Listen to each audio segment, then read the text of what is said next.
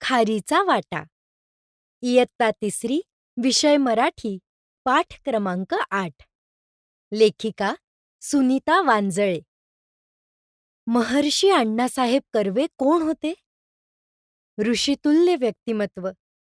काळी टोपी, बंद गळ्याचा कोट, पांढरी शुभ्र दाढी आणि कृश शरीरयष्टी असलेले थोर समाजसुधारक. पायी प्रवास. ते नेहमीच पायी प्रवास करत.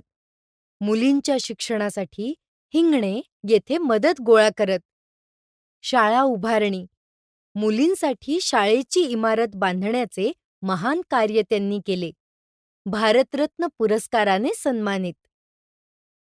सुरेशने अण्णांना पाहिले.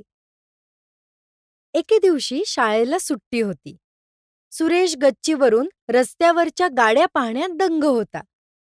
तेवढ्यात त्याला गर्दीतून वाट काढत येणारे अण्णासाहेब कर्वे दिसले. सुरेशला आठवले, ते नेहमीच पायी प्रवास करतात. हिंगणे येथे शिक्षण घेणाऱ्या मुलींसाठी ते मदत गोळा करतात. आई आणि आजी नेहमी याच आजोबांबद्दल बोलत असत. सुरेश धावत रस्त्यावर गेला आणि अण्णासाहेबांच्या पाया पडला. 4 आण्यांची मोठी मदत.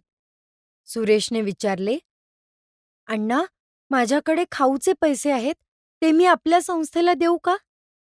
पण फक्त 4 आणेच आहेत, चालतील का?"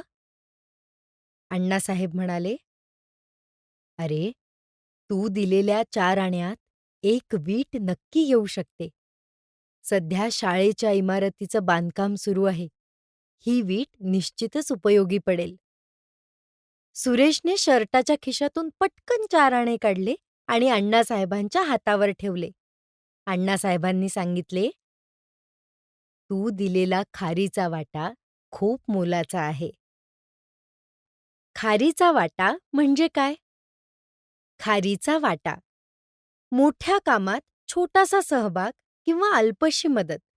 जसे खार रामसेतू बांधण्यात छोटी मदत करते, तसेच सुरेशने 4 आण्यांची मदत केली. सुरेशला आनंद. मदत केल्यावर सुरेशला खूप आनंद झाला. तो घरी धावत गेला आणि हा आनंद आई व आजीसोबत वाटून घेतला. शिकवण. कोणतीही मदत लहान नसते. प्रत्येक छोटी मदत मोठ्या कामाला हातभार लावते. नवीन शब्द शिकूया.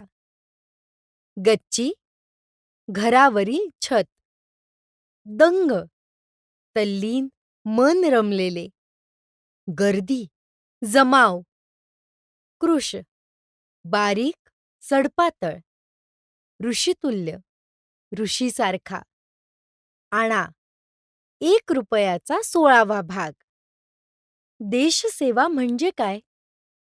स्वातंत्र्य दिनाच्या कार्यक्रमानंतर रोहनने ताईला विचारले, देशसेवा म्हणजे काय? स्वच्छता. घर व परिसर स्वच्छ ठेवणे ही सुद्धा देशसेवाच आहे. नियम पाळणे. वाहतुकीचे नियम पाळणे आणि सार्वजनिक संपत्तीचे रक्षण करणे. सैनिकांचा अभिमान. आपल्या सैनिकांबद्दल अभिमान बाळगणे व स्वदेशी वस्तूंचा वापर करणे. रोहन म्हणाला, आजपासून मी सुद्धा देशसेवा करणार. माझ्यापासूनच सुरुवात करणार.